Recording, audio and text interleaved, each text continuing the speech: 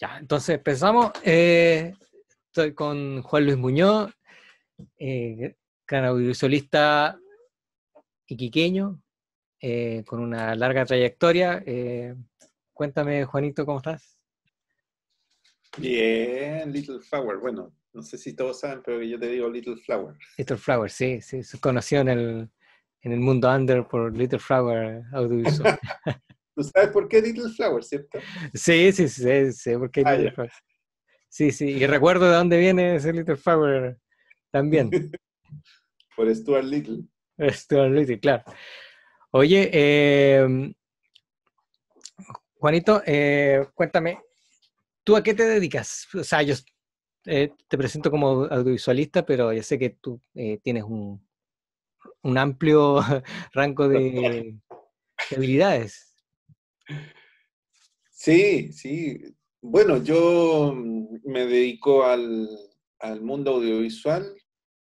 Hoy día ya me puedo autorreferir como cineasta, ¿eh? Porque por lo menos ya tenemos la suerte que tú compartiste también ese mismo privilegio de haber exhibido en cine ya dos producciones nuestras, y así que yo soy cineasta y aparte de eso, bueno, tengo habilidades que fui adquiriendo durante mi vida, pues, dibujo, pinto, hago escultura, eh, hago efectos especiales, muñecos, de todo lo que tenga que ver con manualidades en realidad. ¿Tú dónde creciste? Yo crecí en Iquique. La verdad es que mi familia viene de La Serena y Vallenar, mi mamá de La Serena, pero mi papá llegó a trabajar a la minería, a la oficina Iris. Eh, en la oficina Iris no de los antiguos salitreros, sino que estamos hablando de los de medio, así de los años 60. Entonces, mi papá después, una vez que cerró la oficina Iris, se fue a trabajar a lo que es hoy día la Punta Lobo, la Salina Punta Lobo, aquí al lado, a 70 kilómetros de Iquique. Entonces él llegó y como no teníamos casa, alojábamos, dormíamos, vivíamos ahí en la Salina Punta Lobo.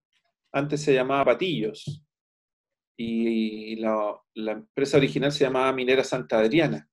Entonces ahí se producía sal. Entonces yo crecí entre medio de las palas, de los cerros de sal, jugábamos con mi hermano, nos metíamos entre medio de los camiones que daban de baja, ahí jugábamos encima nosotros a manejar y todas esas cosas. Después ya nos vinimos a Iquique, ya porque cuando nací yo y ya empezamos a crecer y teníamos que ir al colegio, entonces nos vinimos ya definitivamente a Iquique. Oye, ¿y en tu familia había alguien que fuera artista, alguien que estuviera relacionado con cultura?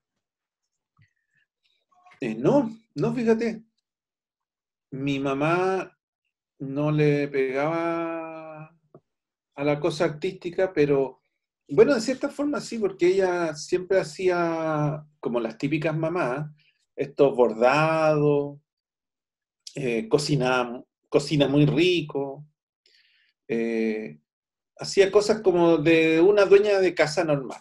Hacía ropa mi mamá siempre nos hacía ropa, eso me ¿Hacía acuerdo ropa? mucho, que sí, nos fabricaba nuestra ropa. Después ya cuando empezaron a salir las fábricas y todo, pero no, nos hacía, por ejemplo, estos pantalones con tirantes o ¿Ya? ¿Como suspensores, jardinera, así, cosas así? como jardinera y de cortos, jardineras cortas. Nos hacía camisas y mi papá, yo creo que ahí donde heredé la gran parte de mis habilidades manuales, o por lo menos encendió esa chispa, fue mi papá, porque él, ponte tú, cuando estábamos en Iquique, y me acuerdo yo que por lo que después sé que había toque de queda, entonces la única forma de entretenernos es como muy parecido a lo que pasa hoy día, ¿eh? Porque la única forma que mi papá nos entretenía sin tele, sin ni una cuestión, tenía una pizarra. Él fabricó una pizarra en su trabajo y la trajo a Iquique y nos dibujaba en una pizarra mini chica, así, nos dibujaba barcos de guerra. Entonces nosotros jugábamos a dispararle con la tiza así de un lado para el otro, así de hacer un dibujo nomás de una bomba, porque dibujábamos Ya. la bomba por otro lado. Después, en otro día de estos de encierro, comparando, haciendo una comparación que no Claro, hay, parámetro actual. claro, mi papá llegó con una metralleta de madera, así como un M16, tenía la forma de un rifle M16, pero él le había hecho un mecanismo, Él lo fabricó. él lo fabricó, le había hecho un mecanismo con una varilla de fierro era como una ballesta en realidad, pero disparaba flechas, palitos largos, así cuadrados. Entonces era una ballesta de tres, podían caber tres flechas. Entonces a medida que uno apretaba el fierrito, bajaba y salía la primera, salía la segunda y salía la tercera. Entonces Ahí, jugábamos en el living de la casa a dispararle a los frascos de medicamentos al final, así, los frascos vacíos. Y eso, pucha, me acuerdo que eran entretenidas esas noches pero de... tenía arte inventiva tu papá entonces, Sí, fíjate, esta creatividad. yo, él nos contó que hubo un periodo de cuando fue el golpe en que no teníamos harta escasez, o sea, teníamos mucha escasez de todo. Entonces hubo una Navidad que ellos no tenían para regalarnos juguetes a nosotros. Y mi papá dice y yo me acuerdo de ese regalo, porque me acuerdo mucho con mi hermano de ese regalo, porque hubo una Navidad que recibimos puros regalos de madera.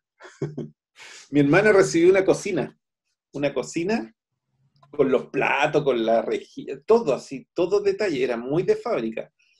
Y yo recibí un jeep de madera.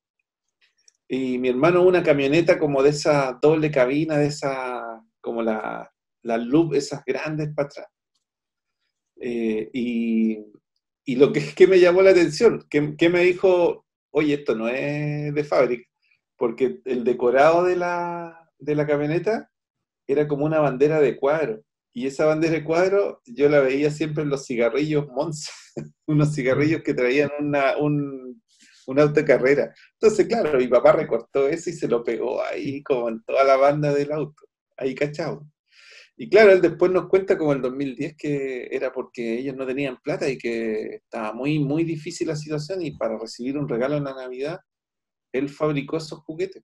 Pero tiene que haberlo estado fabricando harto tiempo, Claro, harto tiempo haberse antes. programado el harto tiempo, porque eran con mucho detalle. Sí, pues tenía hartos detalles y todo. Hacía cosas, por ejemplo, las partes del volante era de alambre de cobre soldado, entonces mi papá soldaba. Y él me enseñó a soldar también, pues yo siempre quise hacer cosas manuales de chico, por motivación de él. Ahora, la verdad es que con mi papá es una historia un poco agridulce, porque mi papá fue bien maltratador, a nosotros nos sacaban la cresta, po. Yo lo pasé bastante mal con él cuando niño y antes de empezar a crecer. Pero si hay un legado que él me dejó fue eso de las manualidades, ¿sí? Pero llegó un tiempo en que, bueno, como para resumirte cómo me inicié en el tema del cine, fue cuando mi papá me llevó el año 77 a ver La Guerra de las Galaxias. Yo estaba chico con mi hermano, fuimos los dos, mi hermana se quedó en la casa, y yo ahí salí del cine absolutamente cambiado y dije, esto es lo que quiero hacer el resto de mi vida, sí, quiero hacer película, ¿cómo hicieron eso? Decía yo, ¿cómo lo hicieron? Sí, fascinado. Ay, ¿qué Y edad tenía? tenía 10 años.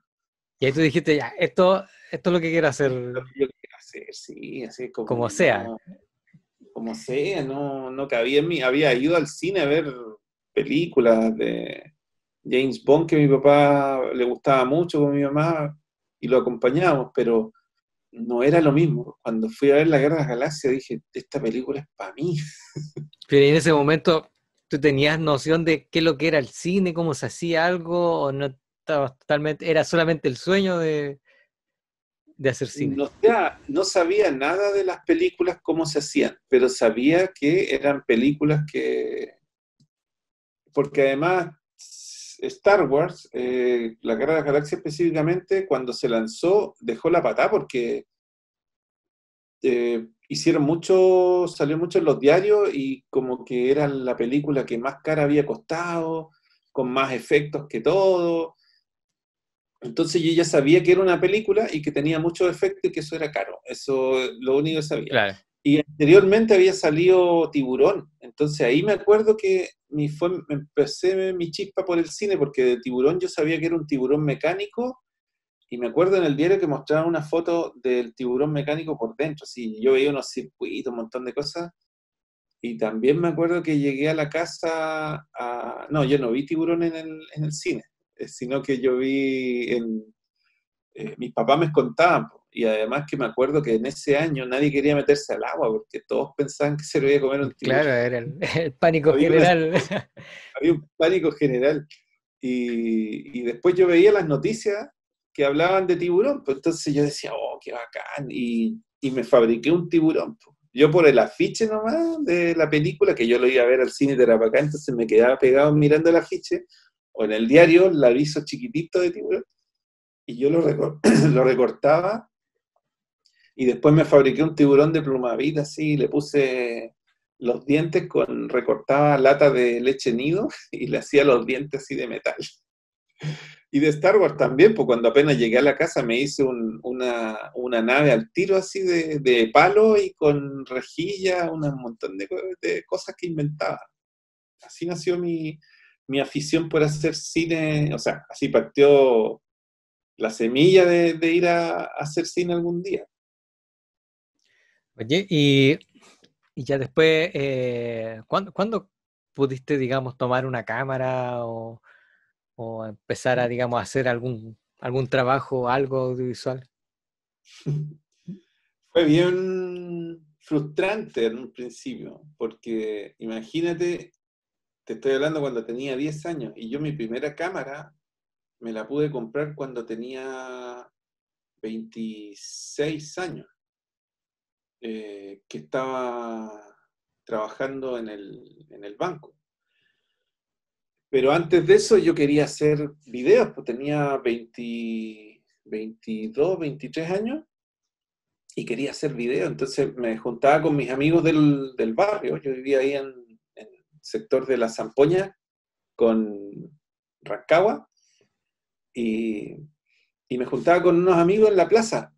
Entonces decía, oye, ¿por qué no hacemos unos videoclips, unos videos? Ya, sí, ¿cómo? No sé, algo, inventemos una historia de terror. En ese tiempo estaba todo el cine de terror, como Martes 13, todas esas cuestiones. Claro. Entonces yo decía, oye, hagamos una escena de un compadre que en la noche era como bien misterioso y en la noche eran como tres amigos que vivían juntos, universitarios, y este amigo medio ocultista queda poseído y se levanta en la mañana y empieza a vomitar cuestiones por la cabeza, o sea, por la boca, como el exorcista, ¿no? Así. Claro.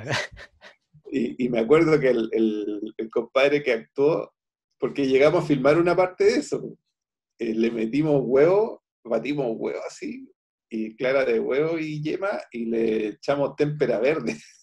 Y este weón se tuvo que comer esa cuestión y botarle en algún rato a la cámara. Entonces, y no salió de igual como yo quería, porque no, y bueno, no sabíamos ni cómo íbamos a editar la cuestión, no, lo único que Claro, el queríamos era asunto era grabarlo nomás, ese grabar. era, Entonces yo conocí a un tipo que tenía un videoclub cerca de la casa. Por ahí, por datos, dijeron, oye, él tiene una cámara. Entonces nos conseguimos una cámara con él, que era una Betamax, de estas con el módulo para grabar al lado, la cámara con así un cable grueso, súper incómodo. Y yo creo que esa persona, a pesar de que nos fuimos muy amigos, porque el gallo era lo único que quería plata, plata, plata, por arrendar su cámara, no nos prestó la cámara, sino que nos cobró. Nosotros juntando plata, pidiéndole a amigos, así como a mi papá, como una colecta. una colecta, arrendamos la cámara para hacer estas escenas. Pero este gallo fue la primera vez que yo escuché a alguien como que me cachó a mí, porque yo le dije, ¿sabes qué? Este niño cuando se levanta poseído va caminando por el pasillo, entonces yo dije, yo quiero que la cámara siga sus pies, algo que aquí era impensado Claro, uno hacer un plano así. un plano, claro, de ese tipo. Entonces yo dije, oye, ¿no tenía una patineta? Le dije a uno de los chicos de la casa, sí, ya. Y trajimos una patineta así grande, pues. Montamos la cámara y el grabador ahí arriba y yo dije, ya avanza, y avanzó. Y ahí este tipo que está ahí vigilando que no nos hiciéramos pebre su Claro. cámara, ve el plano y me pega así en la espalda, me dice, ¡oh, cabrón, te pasaste! Me dijo, ¿sabéis qué? Me dijo, que voy a terminar trabajando en esto, me dijo así. Y yo, ya, sí, ya, bacán. Pues, tú en Entonces, ese rato estabas trabajando en el banco. no, no, yo estaba sin trabajo, era Ah, un sí, pendejo. ah, todavía no.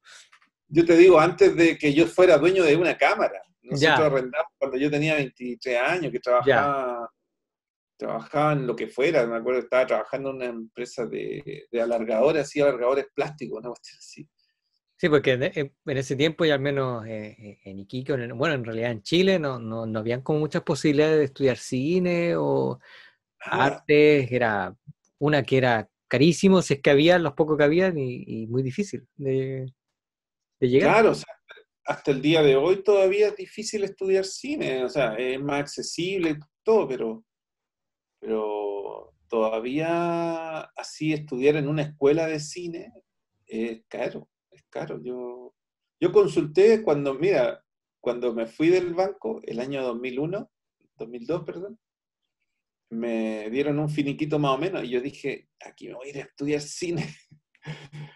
Y consulté por cuánto costaba la mensualidad y me acuerdo que en la Escuela de Cine de Chile, en ese tiempo, te estoy hablando del 2002, 2003, costaba 350 lucas la mensualidad. Entonces dije, no, no. Y era por 2 años, 3 años. Entonces dije, no, me voy a hacer perder el finiquito. Tengo que estudiar en Santiago, pagarme el... No, dije, no me alcanza por ninguna, porque ahí yo ya tenía hijos ya, pues entonces dije, no, no, cero posibilidades, cero. Y, pero como te digo, la vocación pudo más y al final me fui... ¿Cómo estudiaba yo cine? Porque tampoco había posibilidad de estudiar por correspondencia o internet, no existía nada. Entonces, ¿qué hacía yo? Me miraba todas las... En el canal en TVN salían todos los sábados o los domingos una serie que se llamaba Esto es Hollywood, algo así, o Así se hace en Hollywood. Y era making of de películas. Entonces miraba todo lo que fuera making of de película, me compré una revista que era de cómo se había hecho el Imperio Contraataca. Todavía la tengo, de hecho. Ya, Una revista que salía cómo consumiendo habían ahí hecho todo lo que fuera a hacer. todo, todo, todo. Yo consumía todo lo que fuera, no la película en sí, ni el libro, nada, sino que era cómo se había hecho la película. Yo quería saber cómo se hacía. Para mí era mucho más entretenido ver el making of que la película, de hecho. Pero Entonces, hubo algún momento ahí durante ese tiempo o antes en que tú dijiste, no, en realidad nunca lo voy a poder hacer o no es para mí o sí, que sí, de hecho. estuviste así a punto de darlo al olvido. O sea, lo tiré al olvido, pues imagínate, yo salí de la escuela industrial, del Politécnico, salí de electromecánico, técnico electromecánico. Claro, yo me metí a estudiar al Politécnico porque pensé ver electricidad, entonces dije, voy a estudiar electricidad, voy a aprender a hacer robots para películas, dije yo. Claro, salí aprendiendo cómo instalar una luz, un foco Un y enchufe. nada más, porque motores nunca supe cómo instalarlo. Y después en este espíritu rebelde que uno tiene cuando está recién creciendo, yo renegué mucho contra mi familia y quería ser artista, estudiar cine, entonces me fui de Iquique, me fui donde un tío porque quería pagarme mi carrera, era un imbécil porque no sabía que costaba tanto, pero yo quería irme a Pero estudiar bueno, cine. era la parte de la inocencia de la juventud. Claro, entonces me fui a Santiago. En ese tiempo había habido un temporal enorme, así había estado cortado todos los caminos de Santiago hacia el sur y no me podía quedar en Santiago porque no me acuerdo qué pasaba, que no me podían recibir en Santiago un tío. Entonces me dijo, ¿sabes qué? Ándate primero a Curicó y después te vienes a Santiago. tenía que adaptarme al clima sureño. Yo nunca había viajado al Claro. sur. Entonces me fui a Curicó, y ahí en Curicó estuve viviendo un año, el año 86. Y yo decía, pero ¿cuándo voy a estudiar y cuándo voy a trabajar? Bueno, era, como te digo, era parte de la inocencia del sueño de uno, porque en ese tiempo estaba tan difícil la situación que la gente estaba re mal, po. Después yo me entero que no había trabajo, no había nada, entonces menos iba a poder yo trabajar y estudiar. Con suerte iba a poder ser temporero, que fue una de las pegas que estaban como a la disposición. Bueno, como sea, no me resultó y me tuve que venir con el rabo entre las piernas. Y no, ni siquiera estuve en Santiago, estuve menos de un mes. Me tuve que venir con el rabo entre las piernas, tuve una discusión con mi tío, prácticamente me fugué y me vine de vuelta a ponerle la cara a mi familia, como que todos mis sueños a la basura. Y ahí un amigo me tomó y me dijo, Juanito, me dice, ¿por qué no estudiáis computación que está tan de moda? Me dice, están todos estudiando informática. Y yo dije, chuta, informática. Qué bueno, voy a aprender a hacer software para manejar los robots que no pude aprender a hacer en el Claro. Politécnico. O sea, tenía alguna relación, algo. Claro, yo dije, eso es lo nuevo, la robótica, me van a enseñar robótica, informática para los robots. No. Me enseñaron a hacer cálculo del root, puras weas, puras tonteras. Entonces al final terminé mi carrera de programación, pero justo me sirvió para entrar al Banco de Chile. Mi hermana me tomó y me dice, oye, ¿por qué no postuláis? Está ahí un aviso en el diario para postular a una institución bancaria. Ya, dije yo, como operador. Ya, dije, y entré pues, como operador. Y en el banco entré el año, bueno, entre muchos trabajos que tuve también, entré el año 93 y ahí me quedé hasta el 2002. Y, pero lo primero que hice con el sueldo, porque en el banco me pagaban bien, me compré una cámara. Esa cámara, filmé un video de aniversario del banco que cumplía 100 años y gané el primer lugar. Y tan mala suerte que la tuve menos de un año y me la robaron. De la, ro- Me la robaron. pero por lo menos Después hiciste tu primer un hice corto. mi primer corto con esa cámara, que fue un corto así como, incluso era un corto de época, que hice hartas cositas y efectos de época y todo sepia con un celofán amarillo y nada más. ¿Qué, Pero qué, ca- funcionó qué bien. cámara era, te acuerdas?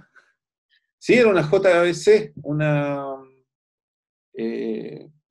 PK no sé cuánto, HK no sé cuánto, pero era muy buena porque la había traído un hindú el que actualmente es el dueño de la Toyota, el Ramesh.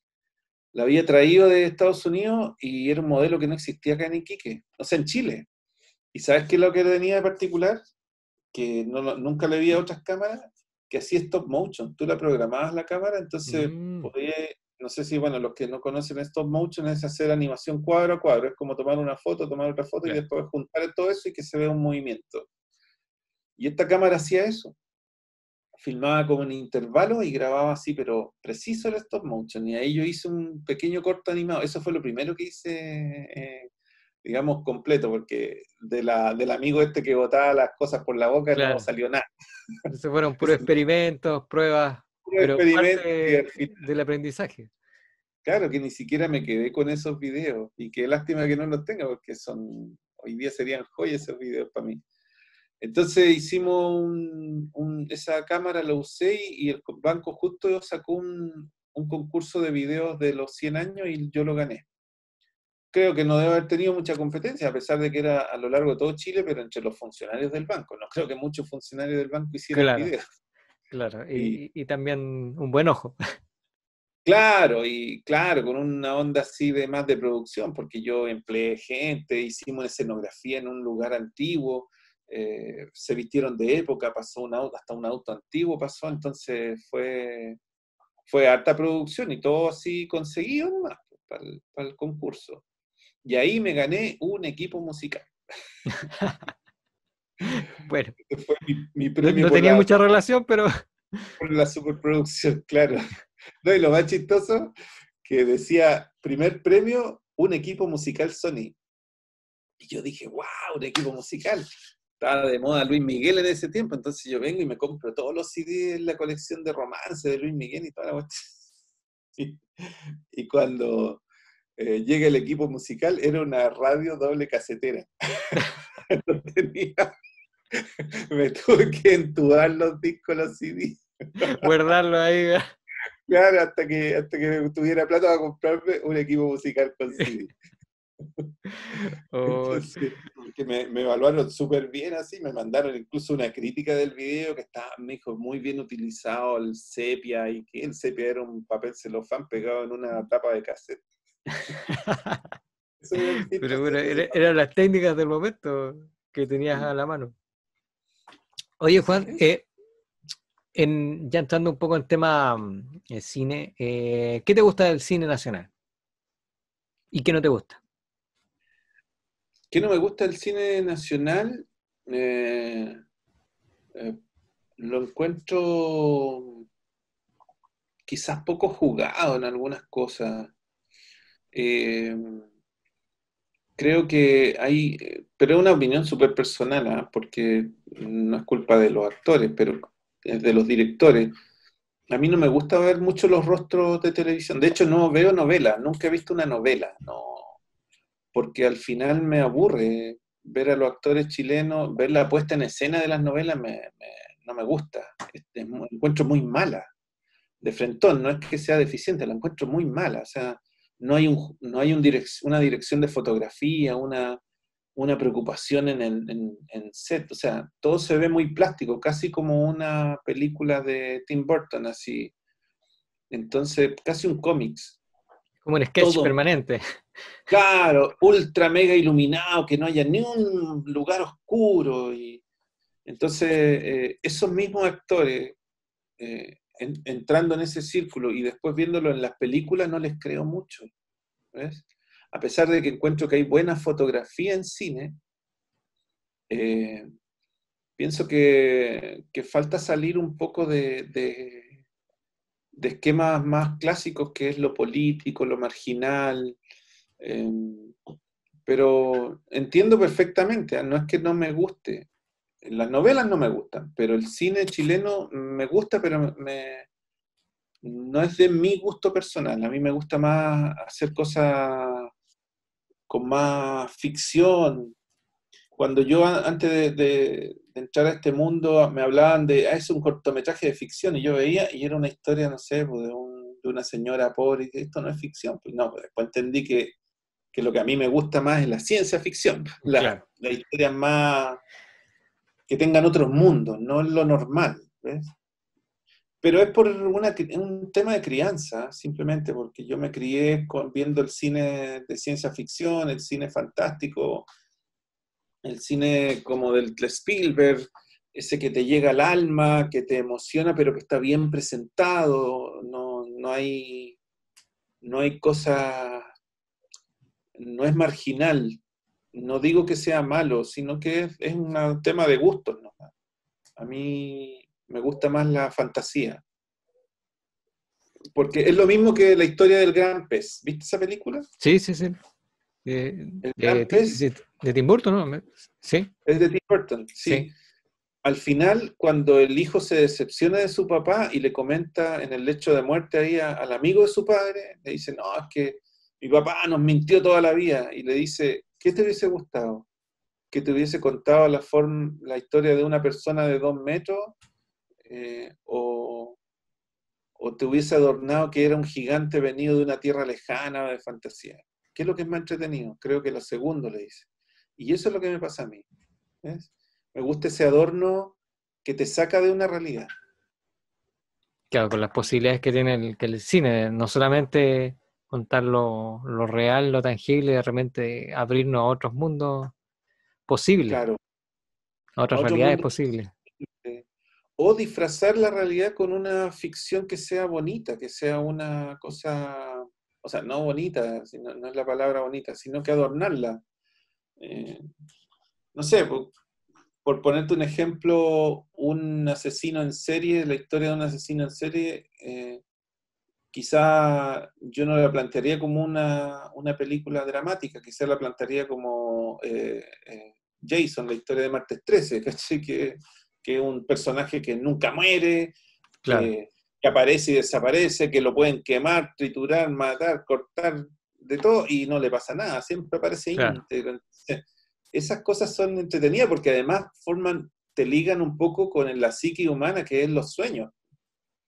Los sueños son como las representaciones de películas que vemos en nuestra mente, porque vemos realidades que no son tal, pero disfrazamos la realidad, ¿cachai? Claro, Si tenemos ganas de liberarnos, soñamos que volamos, y eso es lo que me gusta a mí del cine. claro. Se me viene un poco a la mente, por ejemplo, Guillermo del Toro con el laberinto del fauno, una cosa así que retrata una realidad, pero a través de un mundo fantástico De un mundo creado por los total, personajes. claro, donde hay personajes que tú no vas a ver en tu vida cotidiana. Por Y ejemplo, aún así está contando sucesos históricos que ocurrieron y que son exacto, dramáticos. claro. Y ahora, claro, no soy de la cosa efectista, quizá me gusta, pero no abusar tampoco, porque, por ejemplo, una película que me gusta mucho y no tiene efecto prácticamente es la de ¿Conoces a Joe Black? Ya. Sí, tiene muy Donde Brad Pitt, sutil, en ciertas partes solamente tiene algunos efectos, pero para claro, cosas puntuales de la historia. muy puntuales, pero tú a ese personaje crees que es la muerte la que anda por ahí paseándose por todos lados, ¿cachai? Pero está tan bien presentado que uno se la cree y no tenéis que llenar de efectos especiales la pantalla, sino que te disfrazan una realidad o una fantasía, te la disfrazan con realidad, como que puede ser cualquiera, ¿cachai? Eso me gusta, ese cine creativo.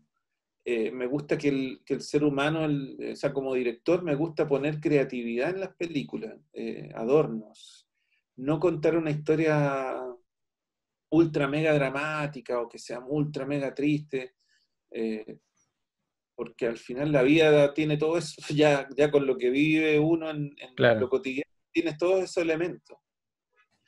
Pero sí valoro ese cine que te hace llorar y que sí, te lleva a esas cosas, sí, igual, no me cierro, pero no es mi estilo.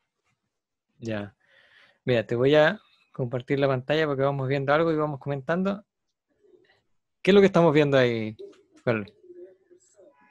Eso que estamos viendo es un cortometraje docuficción que se llama Santa María Historia y Leyenda, en el que participamos juntos. ¿Eso qué? ¿Fue el 2007? Eso lo grabamos en el 2007 y la génesis de eso fue que 2 años antes yo me traté de anticipar a que venía el centenario de la masacre de la Escuela Santa María y yo quería hacer algo para homenajear a la gente que había sido muerta, asesinada. Y me acuerdo que en ese tiempo yo quería hacer algo con monitos de stop motion, así hacer unas maquetas con la Escuela Santa María, que era mucha pega, pero yo dije, pucha, sería interesante hacer algo, era una idea nomás. Y me acuerdo que sale el 2006, si no me equivoco, o el 2007, muy temprano, sale un cortometraje que hiciste tú, Claro, que ahí sí. no nos conocíamos nosotros, y me dice, oye, mira, yo te vi en Telenorte, me acuerdo la primera vez. No Sí. miento, en RTC. RTC en una entrevista sí que me hicieron, sí me acuerdo. En una entrevista, RTC te estaba entrevistando y yo te vi. Entonces veo que tú, cuando proyectan algunas imágenes de tu documental, ficción también, ¿cómo lo llaman? No, documental de animación, Claro, ¿cierto? sí. Eh, Cuando sales tú, yo dije, oh, y salen los monitos, oh, dije yo, no puedo hacer eso, no puedo hacer lo mismo, ¿no? O sea, se va a parecer mucho y me mataste la ilusión de hacer algo. Me Dije, robaste la idea. dije, me robó la idea. Pero dije, yo me quedé ahí y te juro que para mí fue súper frustrante porque yo estaba trabajando en un colegio en hospicio y, y yo estaba con esa idea de hacer algo, era el Ya lo 2006. tenías proyectado ya hacerlo. Sí, sí, entonces me acuerdo que carreteábamos con los profes y les contaba yo de esto, que el otro año se viene la masacre de Santa María, y pucha, me cagaron, dije yo, pues yo quería hacer una cuestión con monitos, pero salió un compadre, le dije yo, que hizo una cuestión re buena. Ah, y había un profesor de historia en ese carrete, me acuerdo, y me dice, ¿y por qué no hacía una historia, me dice, con los fantasmas de la escuela de Santa María? Oh, le dije, qué buena idea. Sí, pues me dijo eso, como que nadie lo cuenta. Oye, sí, le dije, si nosotros, en realidad yo me crié no con la historia de la masacre, sino que con la escuela. O sea, yo En sabía general, que todo lo quiqueño es como que conocen el tema de la escuela, los fantasmas, los ruidos que se escuchan. fantasmas, que ahí penan, claro, habían matado gente, pero que ahí penaban y todos los alumnos escuchaban cosas. Entonces dije, qué buena idea, sí, eso vamos a hacer. Y ahí empezamos a investigar. Y entre medio nos conocimos nosotros. Sí, Y ahí fueron largas jornadas de grabación, pero sí, ahí ese fue, de cierta forma, para todos los que participamos, creo yo, fue una escuela de cine importante, sí, multidisciplinaria, porque había gente de todas las disciplinas ahí sí. trabajando y todos aprendiendo en el qué hacer. Sí, yo creo que lo vimos como una escuela exactamente, porque era la primera vez que íbamos a hacer algo, un grupo grande, donde iba a haber sonido, o sea, iba a haber un sonidista, íbamos a hacer dirección con actores, iba a haber textos, porque los actores iban a hablar esos textos. Normalmente yo había hecho cosas sin mudas, así, casi sin sonido. ¿Cuánta gente más o menos se involucró en ese proyecto? En Santa María, en total, yo creo que deben haber habido unas 100 personas. Una Sí, cifra yo creo que no vista ni replicada, al menos en producción niquiqueña. no. Claro, mucho fue del equipo, así como del equipo firme en el proyecto. Estábamos nosotros dos, estaba Cristian Duque, estaba Freddy Alday, estaba, ¿quién más? ¿Quién hizo Marisol Salgado? Habíamos como 20 así que estábamos ahí rondando, Pato Pato, y Juan Carlos Fuente que hizo iluminación, pero todo fue por colaboración, pues nadie tenía lucas, pues, y al final esa película salió casi sin nada de lucas. Y tuvimos la suerte que después se financió cuando ya estaba terminada, nos pagaron por esa película.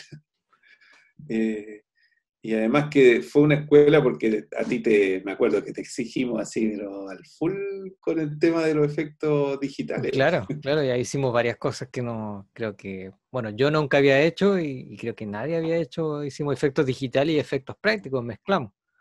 Claro. Y aparte que cuando fue el estreno, nosotros no la teníamos terminada la película, la terminamos el día del estreno. La exportamos del computador el día del estreno y la gente estaba golpeando en el cine, en el Cinemark, y nos llamaban a cada rato, ¿a qué hora llega con la película? Y nosotros así transpirando, habíamos estado una semana encerrados en un departamento editando y la terminamos al filo, aunque a todo esto encontré el otro día esas imágenes cuando estábamos en el departamento. Pero no solamente, porque yo recuerdo estaba también esos días y no solamente editando, haciendo post, Haciendo haciendo, el Foley. sí, Foley también, de todo, así, todo eh, en paralelo y hasta el Yo último día. ahí caché el poder de la Red Bull, porque como habíamos estado amaneciéndonos 3 días que no dormíamos con suerte, no sé, por 3 horas, una cosa así, Claro.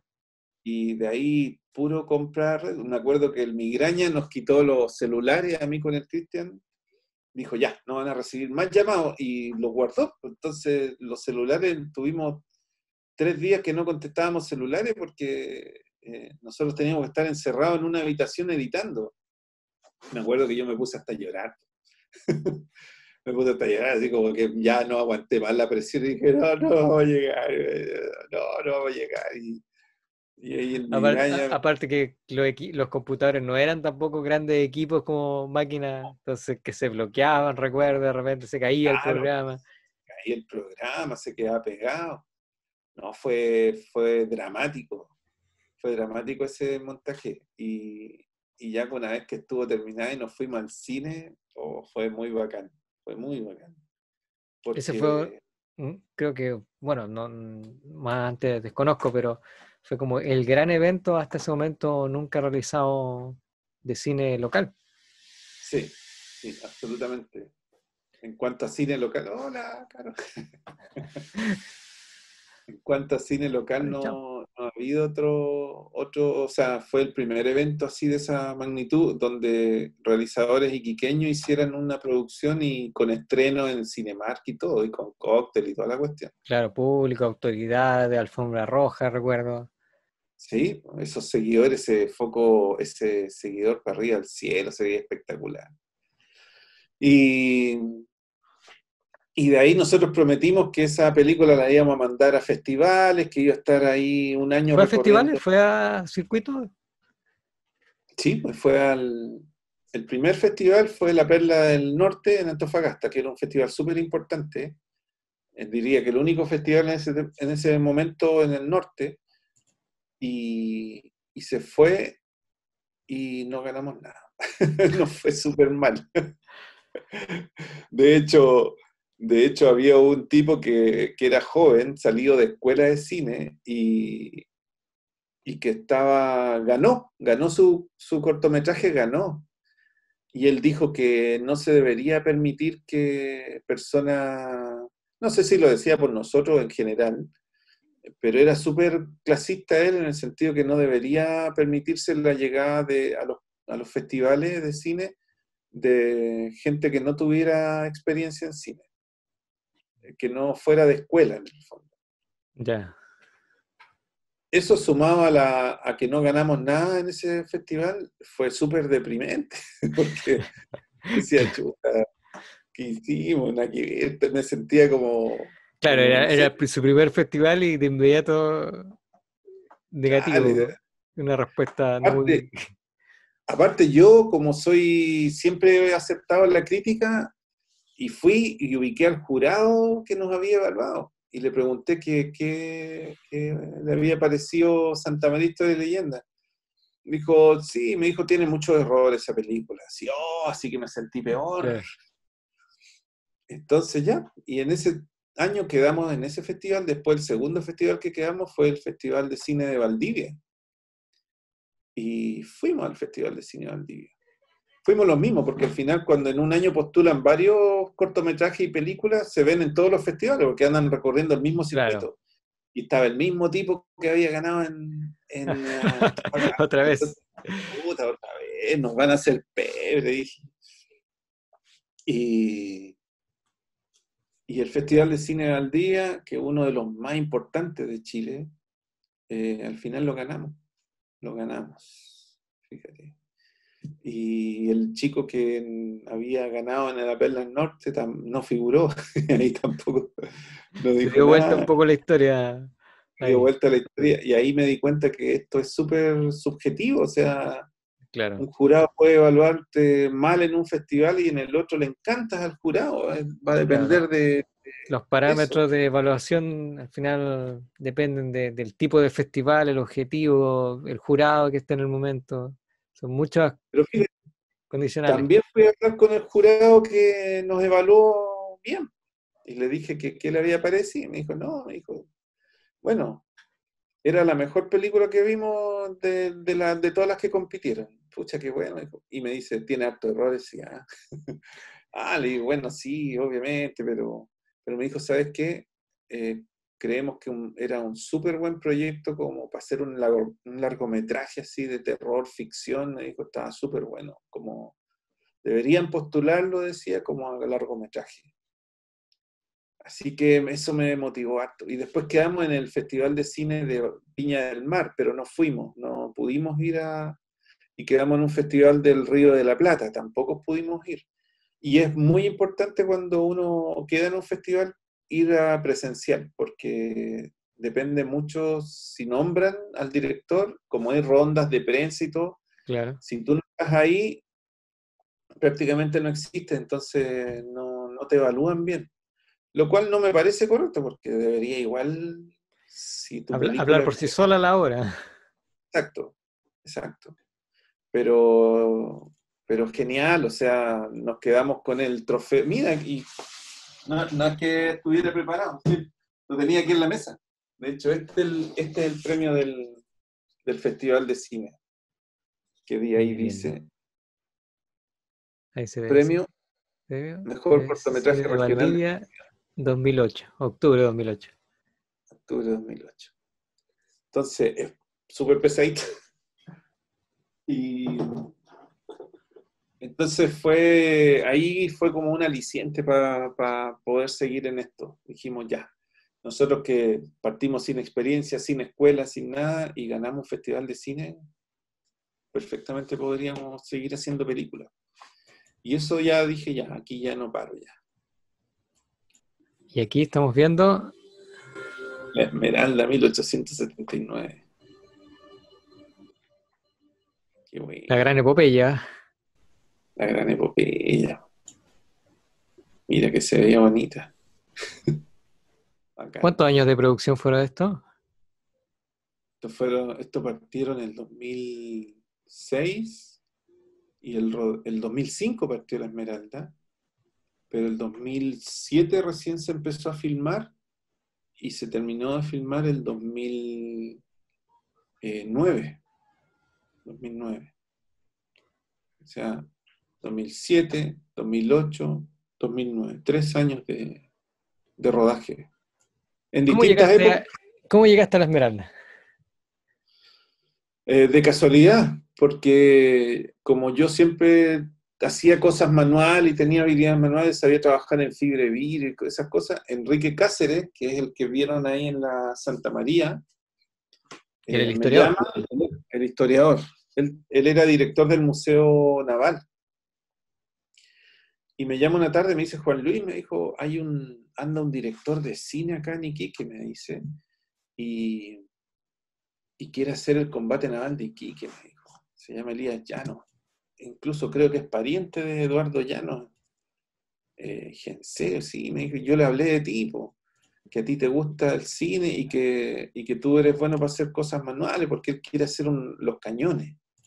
Ya, pues le dije yo, imagínate, mi sueño como realizador audiovisual era hacer el combate naval de Iquique, po, y de repente que alguien te ofrezca la posibilidad de estar ahí, yo dije, bacán. Y ahí lo conocí.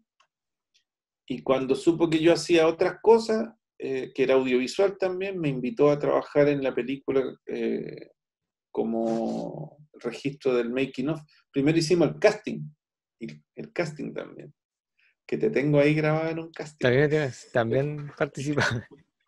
Bueno, y al final terminaste haciendo de cámara. ¿Qué más terminaste? De todo un poco. Hice de todo un poco.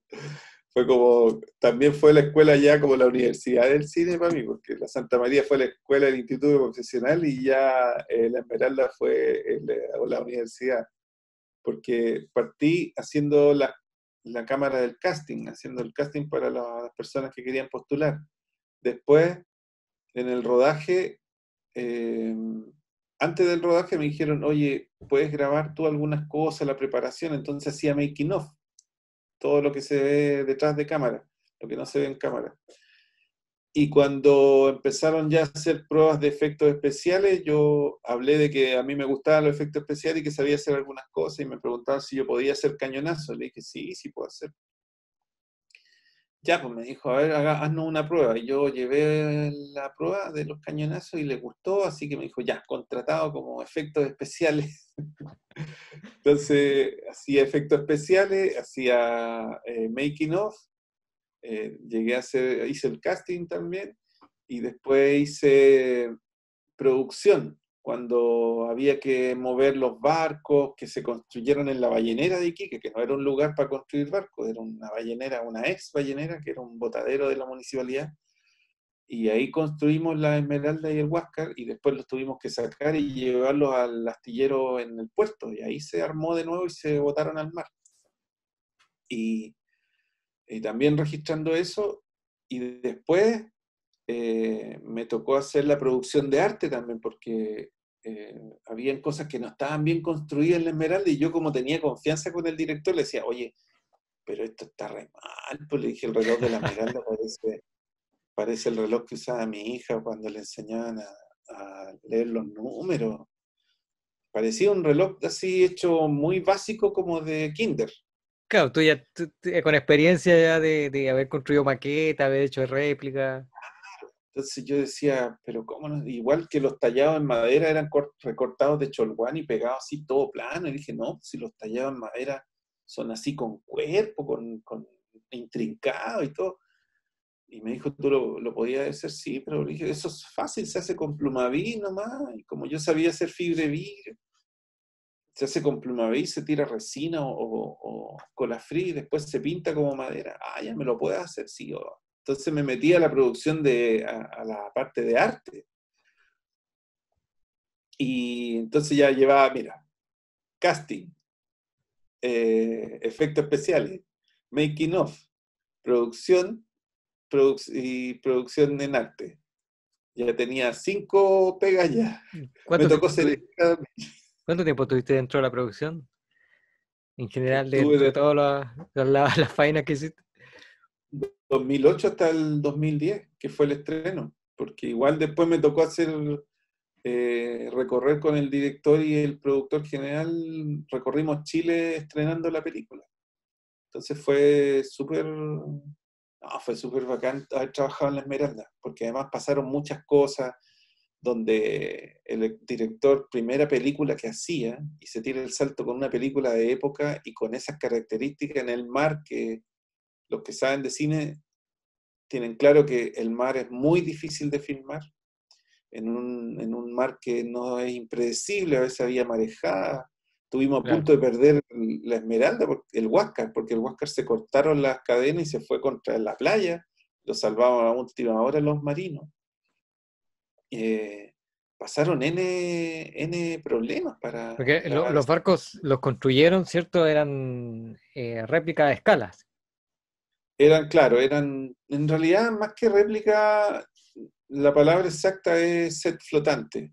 Ya, Porque una réplica es cuando tú tomas los detalles igual del original, pero esto no, tenía algunas partes que eran especialmente para que se vieran en cámara y eran prácticamente utilería, no eran fieles al eso es lo barco suficiente para que original, la cámara pudiera captar y pero que vender el truco de que era el barco, que era el exacto, barco. Claro, bueno, como en el cine, todo es así. exacto.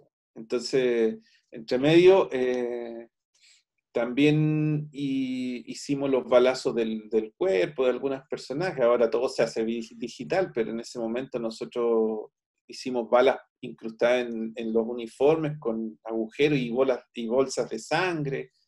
Hicimos balazos en la pared, cañonazos con tubos de aire que a presión metíamos cachureos así livianitos, cosa que no le hiciera nada a nadie. Y en un tubo así grande de acero metíamos polvo y esquilas de plumavit pintadas de madera y eso después a alta presión ¡puf! Salía como un cañonazo.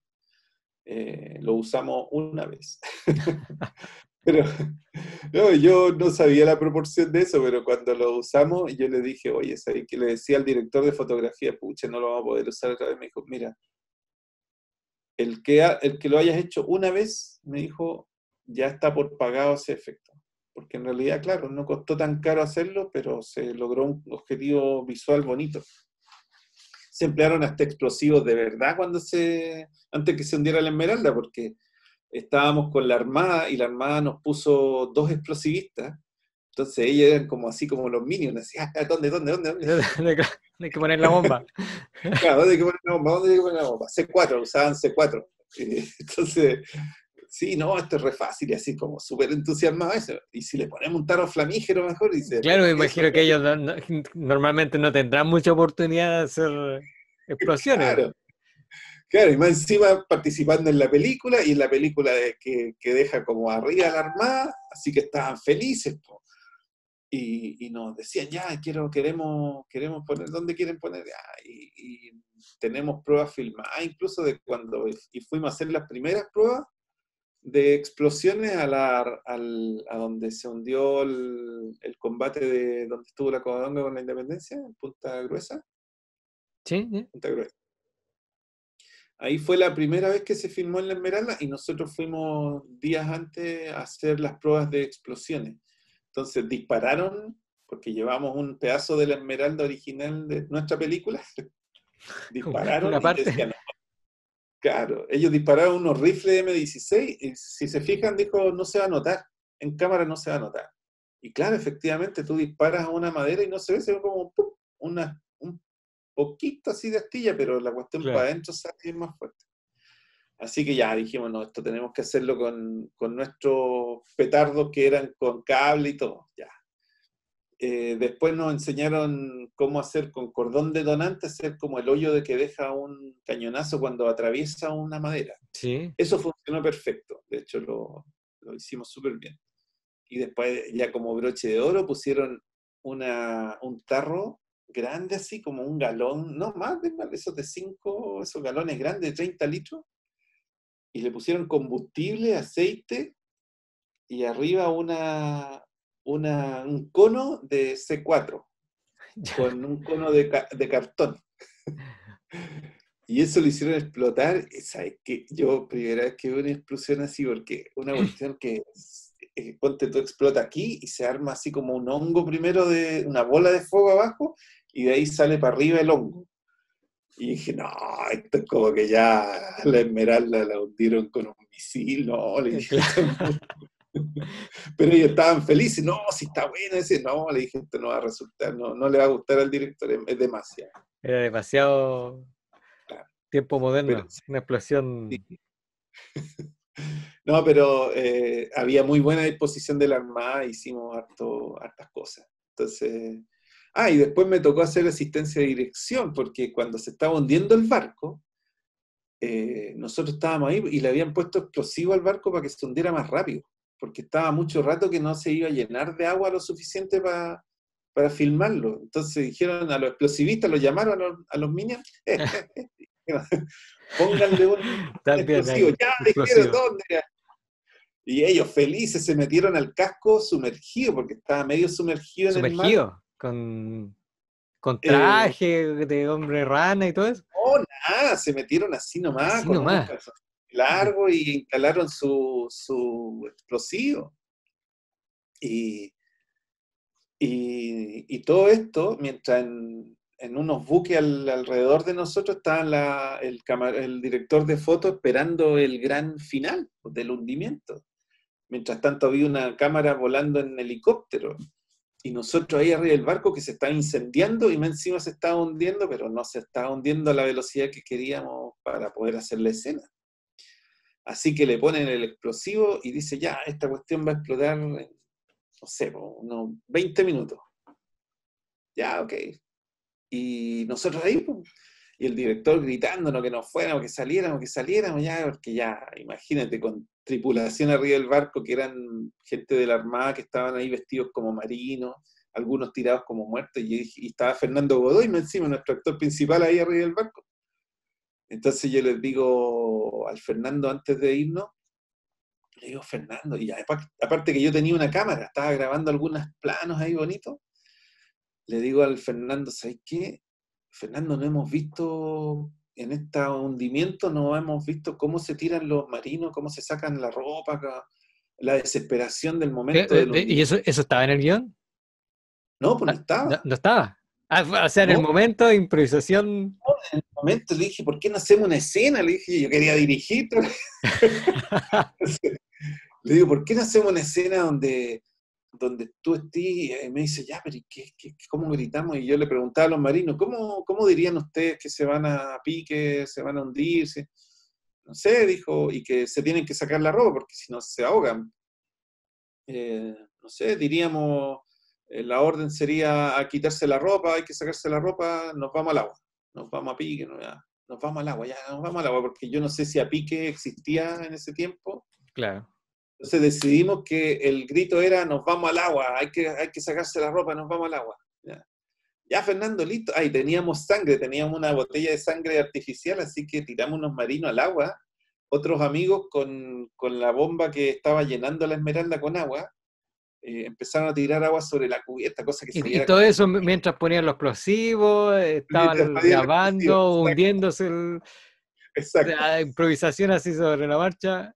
al máximo la improvisación. Entonces, ya, sí, ya, hagámoslo, hagámoslo. Y Fernando empezó a gritar y dije, ya, tú haz que estos marinos pasen por el frente de la cámara ahí para que se vea que están interrumpiendo ahí la cámara. Ya, entonces pasaron, nos vamos al agua, hay que sacarse la ropa, nos vamos al agua. Y el Fernando así mirando con cara de desorientado, se empieza a sacar la ropa y dice, nos vamos al agua, hay que sacarse la ropa. Ya, y yo ahí con la cámara en mano para que se viera todo esto agitado. Entonces sale el Fernando de cuadro y yo me quedo abajo, digamos, haciéndole tiro a los que estaban tirados en el piso con sangre en la cabeza, así un charco de sangre. Entonces me quedé en ese cuadro. Y ahí salió la escena y mientras tanto habíamos apagado los radios porque nos estaban puteando, que nos bajáramos hasta cuándo, chuchi, la weá. Claro, Ahí prendimos los radios y ahí nos fuimos todos los Zodiac, salimos, explota la bomba y se hundió la Esmeralda. Bueno, llegamos a la costa con la cámara y el director emputecido, que cómo no me hacen caso y la cuestión y bla, bla, bla, bla, bla, bla. Y, y le digo, oye, le dije, mira, aquí está la cámara. Y me mira con cara así de pillo y me dice, apuesto que grabaron una escena los hueones, me dice. Sí, le dije, yo grabamos algo. Le mostré, pues, y estaba el director de foto también, porque el director de foto es como la autoridad máxima en lo que era la claro. filmación. Entonces mira y se ponen a mirar todo así amontonado, y nosotros con el Fernando Godoy mirando, y dicen, buena, dicen, y nos aplauden, y dijo, ya, buena. Y esa escena quedó en la película, Quedó. quedó, está en una de las escenas finales. Buenísimo. Yo me imagino habrá ahí una cantidad de historias. Sí, no, muchas historias, lo pasamos súper bien. Y como dices Eh, tú, ya fue eso la universidad del cine, sí, ya. La su- graduación. sudamos la gota gorda ahí. No, hay muchas anécdotas de la película, muchas anécdotas. Los caracteres igual de trabajar con actores que eran algunos medios divos y medio, no, es medio complicado, pero el mismo Ariel Mateluna, que en ese periodo mientras estábamos grabando, cuando estaba yéndose al aeropuerto, en el aeropuerto de Santiago, en el deporte de Iquique, lo pillan un pito de marihuana. Entonces cayó preso el actor que teníamos para la película. Entonces, pucha, ahí por un pito, en ese tiempo ya era tráfico prácticamente, no se Claro. consideraba consumo. Entonces por un pito lo meten preso y no, se armó la patada, dijimos, hasta aquí llegamos con él, hay que matarlo antes en la película, no sabíamos cómo. Ya buscando la salida. No. Qué ¿Tu buena, proyecto amigo. es Adiós al séptimo de línea? Sí, Séptimo de Línea, qué buena película. O sea, qué buena serie. Sí, pues aquí en esta serie a mí me tocó hacer productor de arte. Productor de arte. Ahí volviste a hacer arte. Sí, ahí volví a hacer arte, que no había, o sea, mi estreno fue en La Esmeralda, pero un amigo que había trabajado conmigo en La Esmeralda y cachaba que yo había hecho arte, me dijo, oye, ¿queréis trabajar en la serie? Estoy yo de productor de la primera unidad y necesitamos un productor de arte de la segunda unidad. Ya le dije yo, pero ¿qué hay que hacer? Pues, o sea, una cosa es que lo que yo aporte, pero ya cuando te nombran en un cargo, yo Claro, me sentía con una tremenda responsabilidad y asustado, porque dije, claro. pucha, Y esa era no, me una dijo, mira, producción de un canal nacional. claro, y era una producción que había costado algo alrededor de 1.000 millones de pesos, entonces eran 8 capítulos, dirigida por Alex Bowen, Y claro, ahí tú cachai que ya La Esmeralda, si bien es cierto, fue una superproducción, pero nadie tenía como que no éramos nosotros así de escuelas de cine ni de con un bagaje muy grande. Entonces, que te llamen a ser productor de arte en una superproducción, chuta, yo dije, ya, ¿me ayudáis tú? Le dije al Gino, sí, me dijo, yo te apoyo. Y sí, mira, me dijo, el arte está listo, no tenéis que hacer nada, me dijo. Tenéis que puro preocuparte de proveer algunas cosas, lo que te pidan, ponte tú, no sé, una mesa antigua, un traje antiguo, cosas que salgan en el rodaje. Ya, bacán. Claro, era, imagínate, en la Esmeralda estaba el set ahí, entonces no había que hacer nada. Todos los días el set estaba ahí, no se movía, no había mucho que hacer. Claro. Pero llegó al séptimo de línea, que mucho se estuvo rodando acá cerca de 2 meses en el norte, entonces era la campaña del ejército chileno y peruano en el norte, entonces todo era campamentos. O sea, todos los días teníamos que armar y desarmar campamentos con fusiles, con carpa. No, era una media pega, así, caleta de pega. Y, y resulta que ahí yo diría que, claro, lo aprendí mucho, pero no lo pasé tan bien, fíjate. No lo pasé tan bien porque ahí no había una comunión con el equipo así como los participantes como hubo en la Esmeralda. No hice de amigos. Conocí colegas nomás, pero amigos así, buena onda, no había mucha buena onda. Mm. Porque además Sí, ellos venían de estar filmando en Santiago ya varios meses. Entonces llegaron acá, ya ellos eran un equipo, un equipo se afiatado juntaban ya no. afiatados, claro, y eran como súper discriminadores también con la gente de regiones. Pues no, no, no, Pasa eso, todavía pasa eso. todavía pasa eso. Pero fíjate que también fue una escuela buena porque eh, yo creo que dimos el ancho para trabajar. La gente que trabajó de Iquique, no solamente trabajé yo, o sea, hubo varios, y todos funcionamos súper bien, súper bien. La gente del catering, la gente de producción, el que hacía actores de extras también. Todos los días tenía que salir a buscar extras porque no es una cuestión que tengas a una persona ahí libre todo el tiempo para que esté 8 horas vestido con uniforme y que se pueda esperar. El ser extra tampoco es muy fácil en la vida, porque tienen que estar, ay,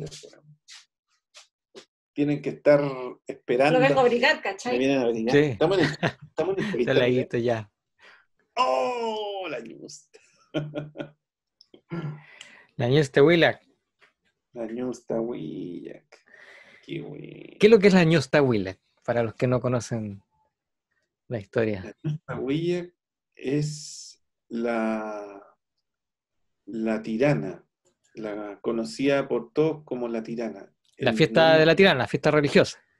claro, está basada la fiesta, o la leyenda de la tirana está basada en esta princesa inca que se llamaba Ñustahuillac y, y que fue una idea que un día me dio Marisol Salgado, que es actriz local, directora teatral también, y que me dice un día, oye, hagamos la leyenda de la tirana. Y le dije, qué buena idea, dije yo. La verdad es que el rodaje de esa película fue muy bueno, lo pasamos muy bien, porque además era la primera vez que actuaba en Chile Magali Solier, que es la actriz que hace la Ñusta Huilla, y que además tenía el mérito que ella habla quechua, que es la lengua original de los incas.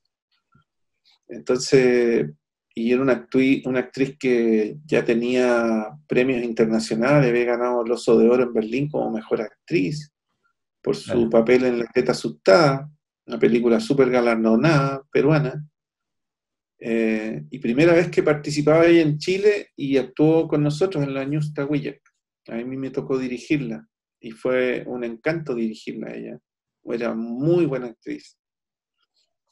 Entonces, lamentablemente ese proyecto no llegó a buen puerto porque tuvimos diferencias con el productor ejecutivo que finalmente yo me retiré cuando en la parte ya del montaje de la película yo me retiré. Y ahí, bueno, queda la experiencia para los nuevos en el tema audiovisual, a los que quieran hacer en algún momento, contar su historia y realizar producciones. El primer consejo que le daría yo a las personas que escriben o que les gusta el cine, crear historias, inscríbanlas. Escríbanlas, pero inscríbanlas, para que nadie se las quite. Inscribir, ¿te refieres a inscribir el guión, inscribir la obra como Claro, bueno, en este caso en Chile se inscriben en la DIVAM, me parece? la diva. Y es un trámite que es súper barato, pero es súper importante para poder tener la propiedad de las obras que ustedes imaginan, porque es muy fácil imaginar algo, contárselo a alguien, que ese alguien escriba la historia que tú imaginaste y la inscriba a su nombre, ya perdiste la historia, perdiste esa obra, la perdiste, la puede realizar cualquiera.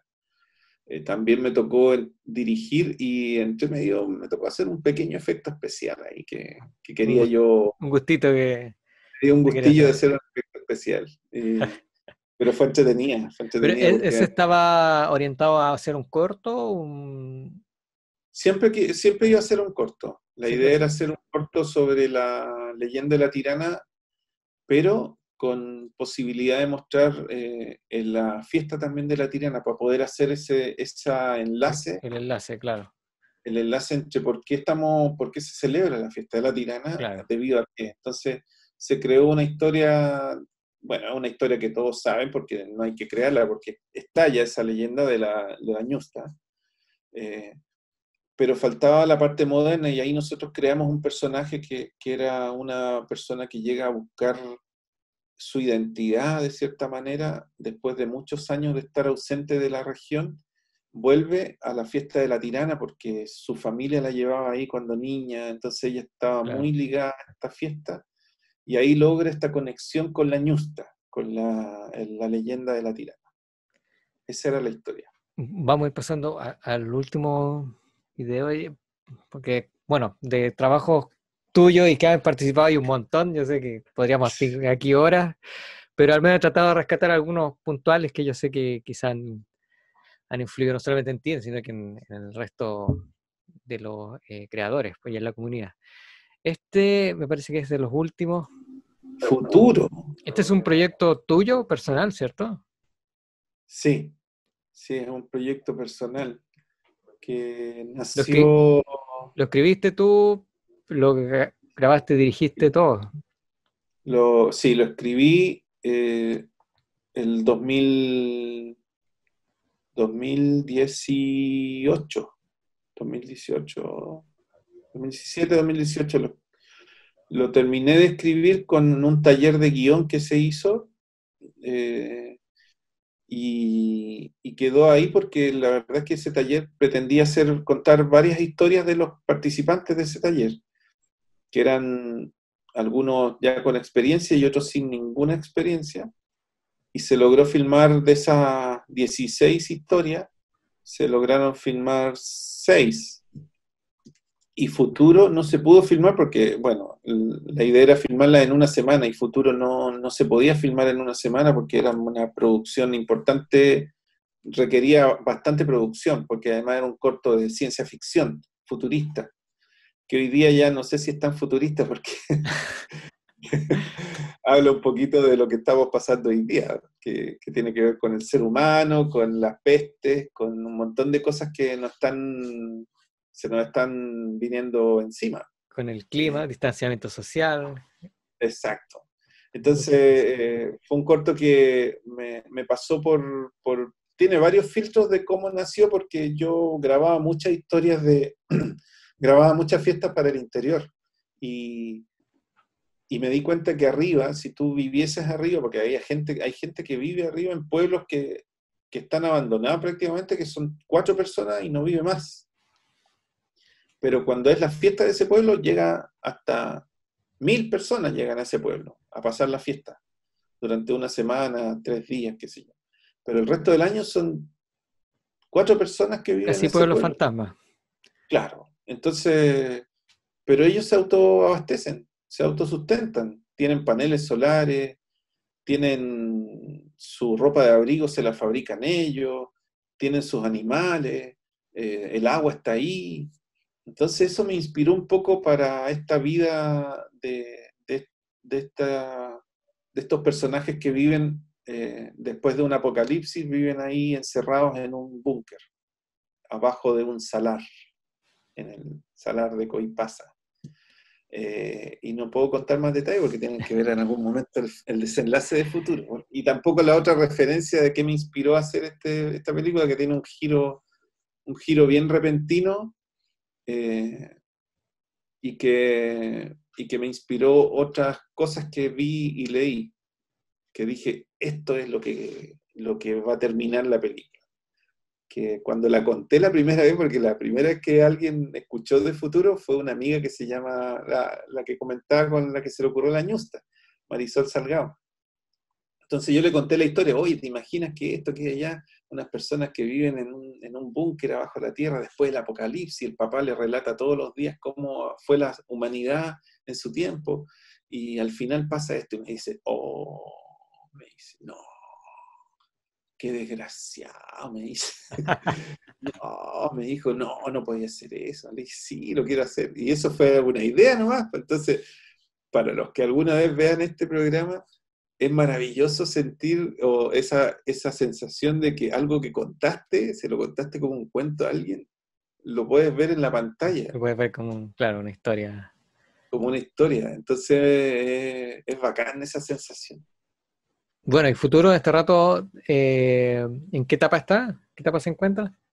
¿Está terminado? ¿Está pronto a estrenarse? ¿Vas a hacer hablar? ¿Quieres que te lo diga? No, Futuro está en etapa de postproducción, porque está hecho el montaje completo, y ahí falta que se terminen los VFX, que son los efectos digitales incorporados a las imágenes, que en realidad son difíciles, no porque sean muy complejas, que sean muy parafernáricos, sino que porque la verdad es que como era primer corto que hacíamos como de ciencia ficción, donde incluía estos efectos, nosotros no previmos haber hecho algunas cosas que se hacen para poder desarrollar mejor los VFX. Por ejemplo, se filma en pantallas verdes algunas cosas, y eso no lo hicimos, filmamos todo tal cual como si lo fuésemos a resolver todo en postproducción. Todo Entonces se es arregla en difícil. post. Claro, todo se arregla en post. Esa es la gran frase que uno va a escuchar en un set. Cuando no se puede hacer algo, no, lo hacemos después en post. Y a veces no es fácil, porque hay efectos que tienen que ser sutiles para que no parezcan efectos, para que parezcan parte del paisaje. Esa es la gracia un poco de los efectos especiales, porque cuando no se notan Claro. es cuando realmente brillan, como Claro, dicen. cuando la gente no sabe que ahí se hizo un efecto, un montaje o cualquier cosa, o se incorporó algo ahí a la escenografía, y cuando la gente dice, qué bien, qué bonita la película, que no se notó nada. Cuando la gente no percibe eso, es porque lograste bien el efecto. Distinto a ver Avengers, por ejemplo. Oye, Juan, ¿y estás trabajando en algo en este rato? ¿Algún otro proyecto? ¿Algo que se pueda contar, sí? Sí, estoy trabajando en dos proyectos. Hay uno, bueno, los dos prácticamente están en pañales. Uno es un homenaje que se va a hacer el próximo año, un montaje para el aniversario del Museo Corbeta Esmeralda. Eh, Fuimos convocados, yo como realizador, y una obra de arte que realizó un actor que se llama Fernando Olivares, que él dirige una obra sobre Prat y el combate naval. Entonces la idea es poder fusionar mi visión como realizador, eh, artistas de mapping, y esta obra de teatro en la escenografía que va a ser la Corbeta Esmeralda, el museo. Entonces hay que hacer toda una creación para poder mezclar estas tres cosas, Una para que sea interacción una ahí presentación en vivo maravillosa. de distintos oficios ahí mezclados. Tinto Arte. Claro, ese es un proyecto y el otro es, hay un grupo, como una agrupación que es de travestis de Iquique y que ellos también presentaron un proyecto para hacer una película que, que al parecer es bien, bien entretenida y es bien bizarra. Entonces, ellos no tienen idea de cine y llegaron primero a Germán Prieto, que es un realizador local, y él llegó a mí para decirme, oye, ¿sabes? Me invitó a este proyecto. Entonces, estamos recién evaluando e incorporando quiénes pueden llevar a puerto este proyecto. Entre Es ellos, como Sandra una comedia Estegui. sería. Claro, es una comedia, pero en realidad es un drama. Termina siendo un drama, es un drama con toques de comedia también. Y lo encontré bastante interesante, a pesar de que no existe un guión, pero ya la historia más o menos la tengo clara. Por lo tanto, hay que presentarla de una manera distinta, como te decía al principio. La idea es adornar una realidad o una Claro, historia de ficción, pero adornarla que no con elementos muy, muy cotidianos, sino que disfrazarla para que se vea lúdica, claro, como el cine de Jodorowsky, una cosa así. No, quizás no tan loco, claro, no tan pero fantástico, claro, pero que tenga algo de magia. sí. Y a futuro, ¿qué te gustaría hacer así si tuvieras un proyecto así, un presupuesto generoso, si pudieras soñar un poco? ¿Qué te gustaría hacer? Si pudiera, si soñar, bueno, soñar no cuesta nada. Claro, Yo, yo creo que hoy día el proyecto que me gustaría hacer es un proyecto de ciencia ficción que se llama Gentiles, que es un proyecto que hace tiempo que tengo ahí en carpeta y que tiene relación con la mitología de acá de la región y del norte en general, que son mitología de la Aymara.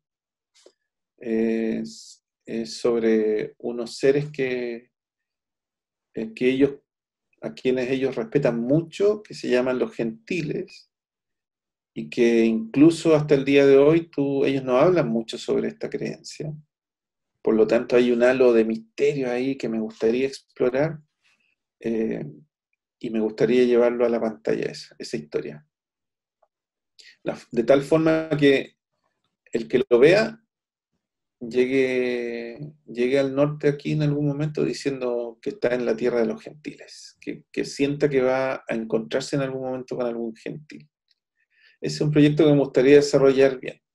Y por lo pronto, así como pronto apenas termine la pandemia, está La Sexta Ley, que es una película que nació como un cortometraje, pero que ahora está creciendo como película, que tiene que ver con muchas cosas las que están pasando y sobre un caos social donde la gente se empieza a tomar la justicia por sus manos, donde hay ese demasiado. recuerdo, hiciste un teaser, me parece, hace un tiempo. Sí, sí, hay un teaser que se llama, que lo pueden ver en YouTube, se llama La Sexta Ley, tráiler oficial. Se filmaron hartas escenas de esa película, pero lamentablemente por problemas técnicos se perdieron hartas imágenes de eso. Yo no pude recuperar el material original de La Sexta Ley y me quedé solamente con el tráiler. Así que, pero por lo mismo lo vamos a reescribir completo el guión y lo vamos a filmar completo. Estamos ya en conversaciones con la productora y con Germán, que también es realizador. La cosa es que hay hartas voluntades, hay mucha gente que quiere actuar en esa película, porque además es Me una imagino. película bien Suena, sangrienta. suena interesante. Sí, es una película violenta, muy violenta. Pero que tiene, bueno, este típico mensaje de director, dice, pero que tiene un mensaje de paz al final. La Claro, justificación para tiene que poder, pasar antes ah, por toda una montaña rusa de violencia, pero al final tiene un mensaje de un paz, mensaje de de unión. paz.